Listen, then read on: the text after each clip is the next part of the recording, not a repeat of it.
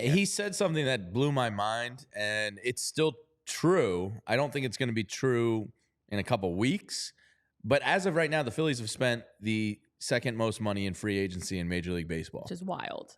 Which is crazy. Now, when Especially Bellinger... when everybody's going crazy. Yeah, when Bellinger and some of these other guys, depending on what teams they go to, Blake Snell and Jordan Montgomery and Matt Chapman, if two of those guys go to one team per se, the Phillies will likely get eclipsed there.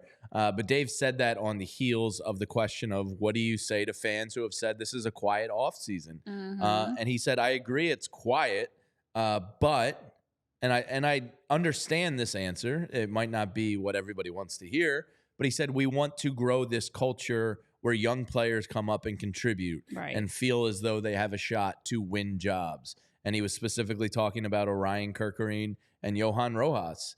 And I think it speaks to how highly they feel about these kids.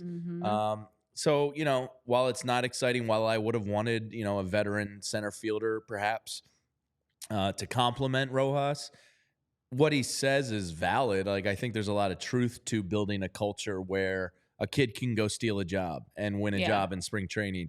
And you want and need those young kids to offset the $800+ million contracts you have. Bingo. So, not the most exciting thing to hear, but I think it was truthful, honest, and, it makes a lot of sense. Yeah, and that's a thing. I mean, he's saying exactly what we know. You need to have a balance. You can't just go after all of the big expensive signings. You can't just spend frivolously.